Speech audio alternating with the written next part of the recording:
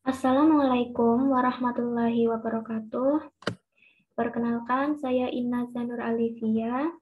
Di sini saya akan melakukan presentasi kasus SOKA dengan tuba ovarial abses di ruang Al-Barokah Rumah Sakit Islam Purwokerto.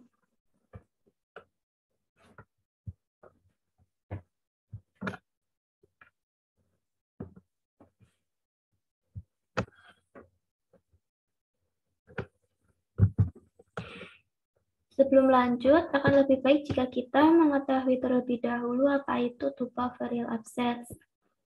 Tuba ovarial abses atau TOA adalah radang bernanah yang terjadi pada ovarium dan atau tuba falopi pada satu sisi atau kedua sisi adneksia.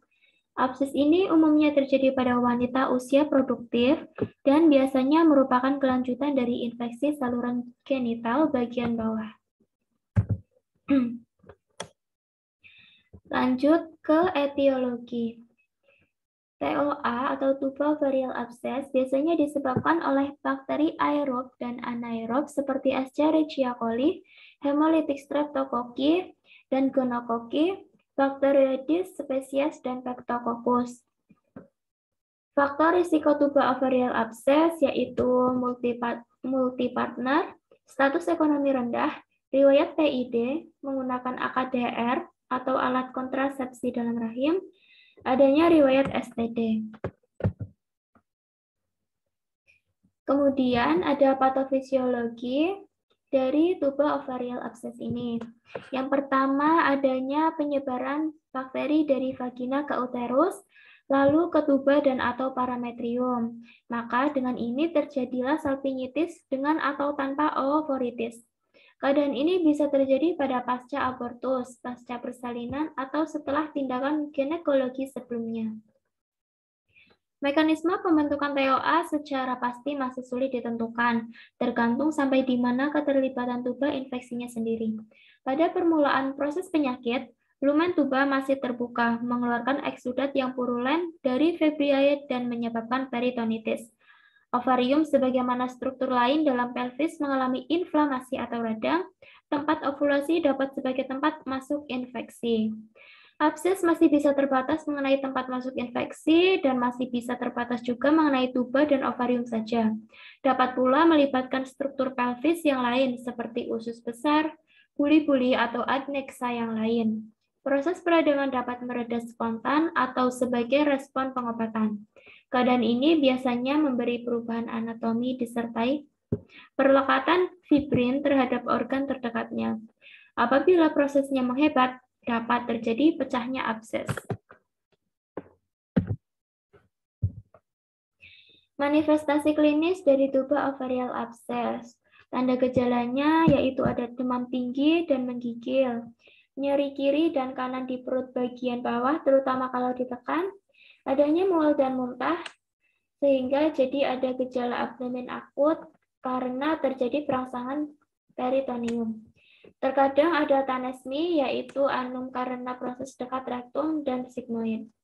Pada pemeriksaan touching, terjadilah tanda gejala nyeri kalau porsio digoyangkan, nyeri kiri dan kanan dari uterus, kemudian terkadang ada penebalan dari tuba, sedangkan tuba yang sehat tak teraba. Lalu nyeri pada ovarium karena meradang. Lanjut ke pathway.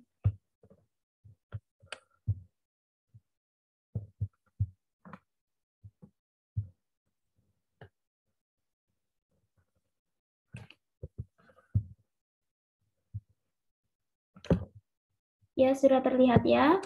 Ada pathway tuba ovarial abses. Yang atas ini dimulai dari faktor-faktor yang menyebabkan tuba ovarial abses.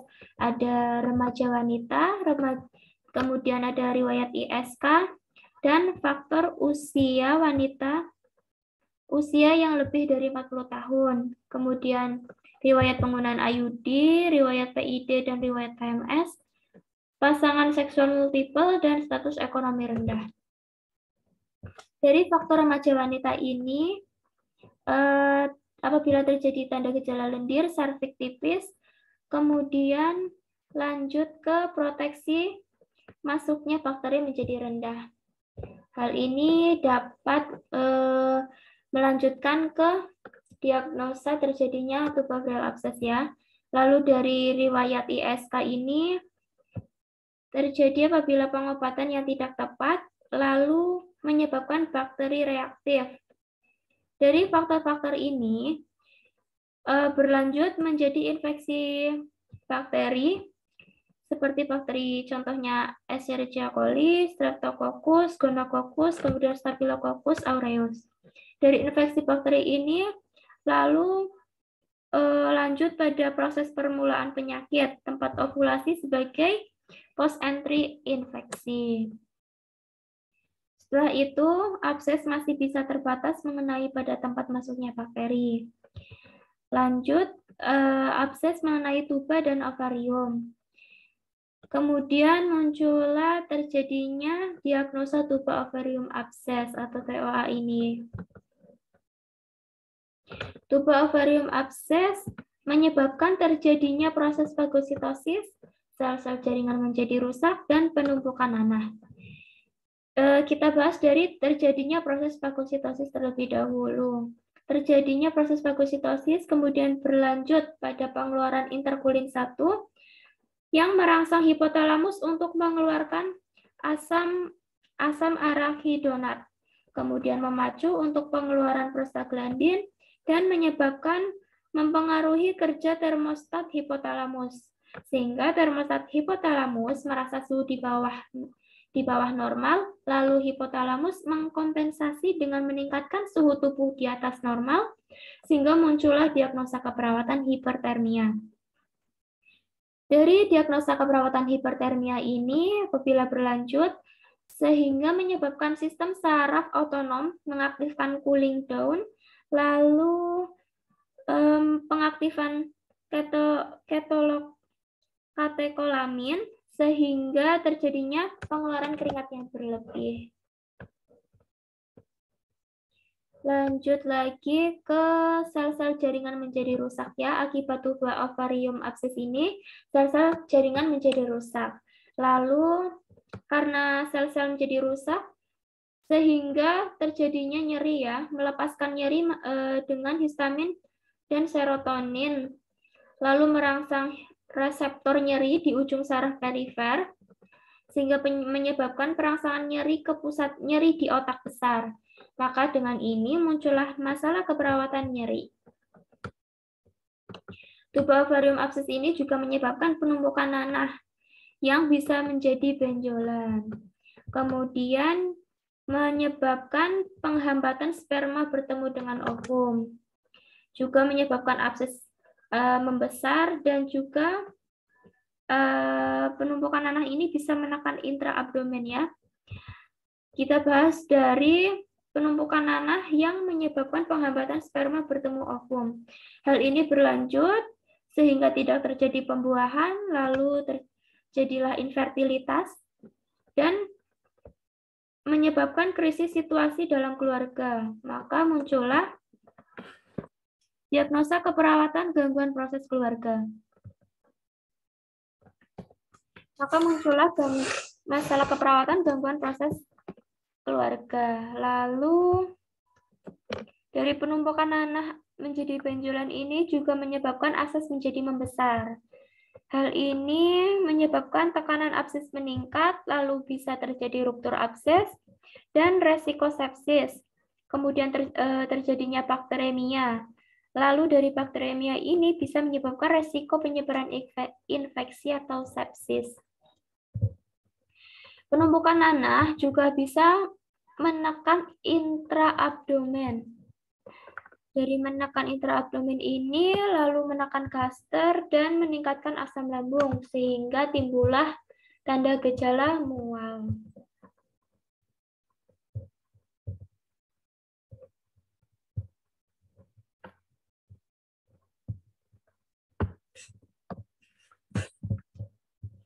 Lanjut lagi ke Asuhan keperawatan.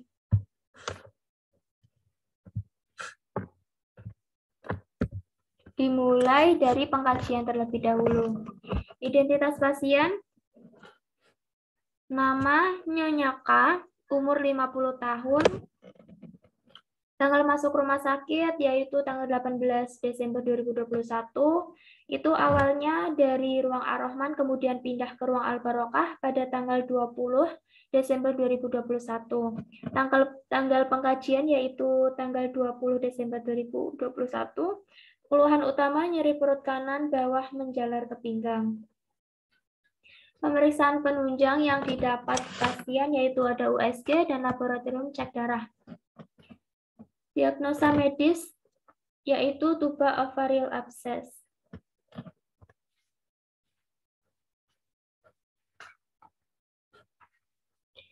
Dari pemeriksaan USG ini terdapat kesan mioma uteri, kemudian heparvesica-valea, iren, pankreas, kedua urinaria dalam batas normal. Kemudian pada hasil pemeriksaan laboratorium tanggal 18 Desember 2021, hemoglobin turun pada nilai 10,3, eritrosit turun dengan nilai 3,4, leukosit meningkat 23.900, lalu ada trombosit juga menurun. Trombosit itu menaik jadi 413, lalu hematokrit nilai 29, itu turun juga hematokritnya.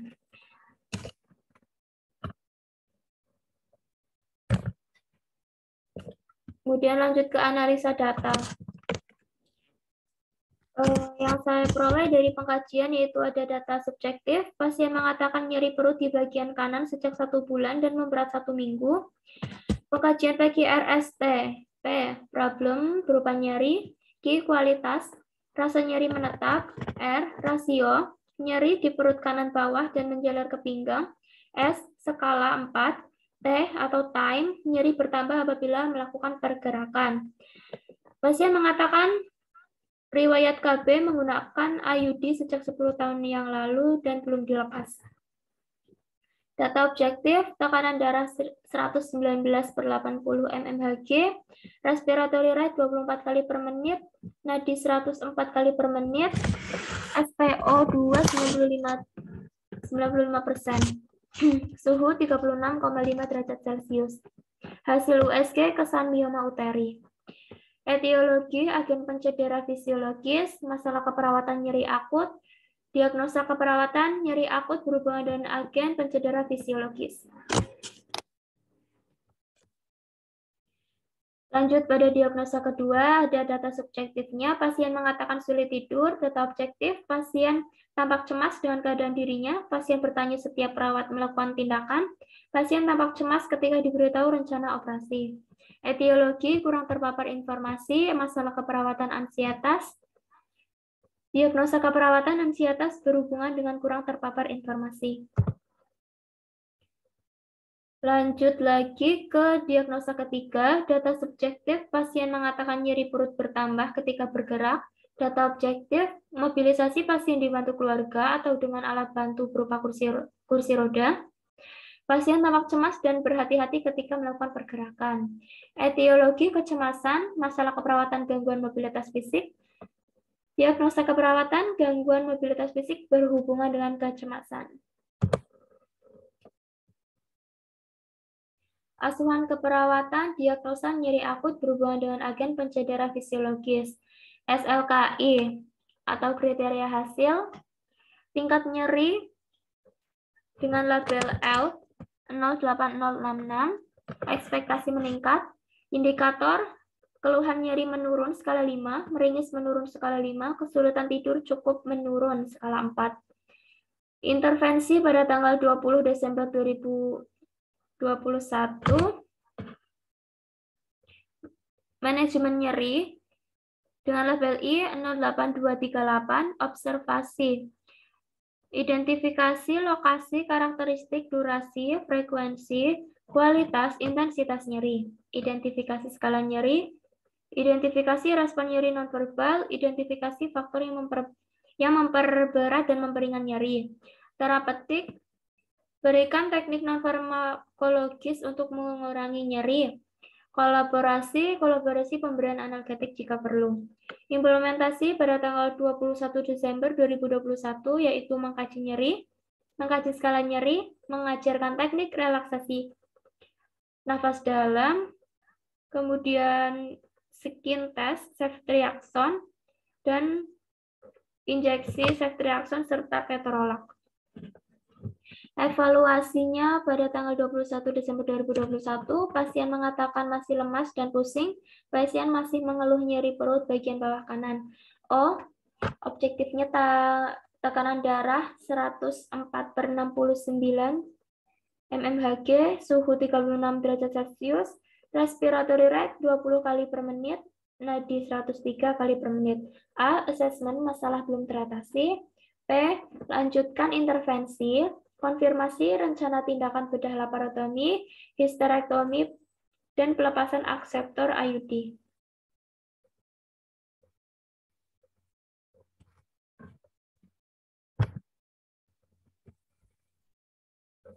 Kemudian lanjut ke diagnosa selanjutnya, ada ansietas berhubungan dengan kurang terpapar informasi. SLKI, tingkat ansietas dengan label L09093, ekspektasi meningkat.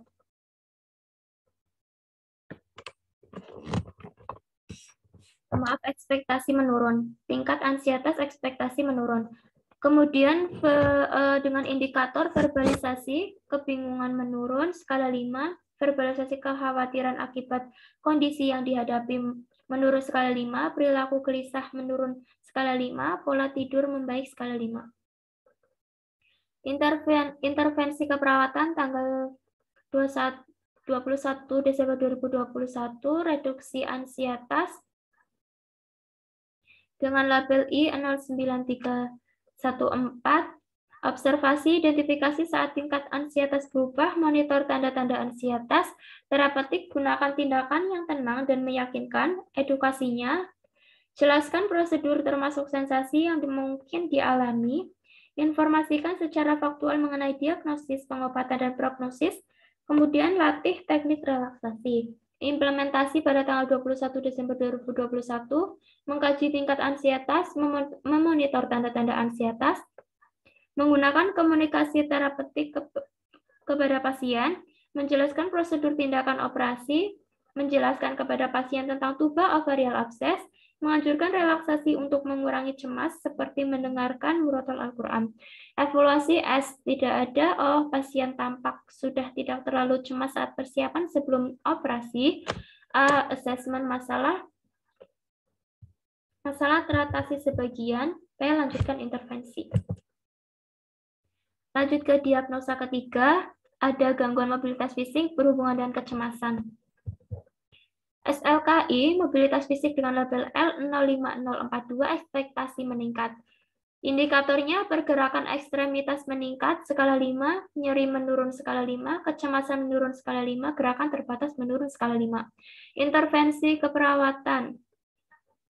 Dukungan ambulasi dengan label I06171, observasi, identifikasi adanya nyeri atau keluhan fisik lainnya, identifikasi toleransi fisik melakukan mobilisasi, kemudian terapeutiknya, fasilitasi aktivitas ambulasi dengan alat bantu, libatkan keluarga untuk membantu pasien meningkatkan ambulasi, edukasi, ajarkan ambulasi sederhana yang harus dilakukan, misalnya seperti berjalan ke kursi roda, kemudian berjalan sesuai toleransi pasien. Implementasi pada tanggal 22 Desember 2021, mengkaji adanya nyeri saat ambulasi, memfasilitasi ambulasi dengan memberi alat bantu berupa kursi roda, kemudian mengedukasi keluarga untuk ikut serta membantu ambulasi pasien, mengajarkan pasien dan keluarga cara berpindah dari tempat tidur ke kursi roda dengan aman. Evaluasi pada tanggal 22 Desember 2021, S, pasien mengeluh nyeri setiap melakukan pergerakan, Oh, pasien tampak meringis kesakitan setiap bergerak, pasien tampak berhati-hati pada saat bergerak. Asesmen masalah belum teratasi, P. Lanjutkan intervensi.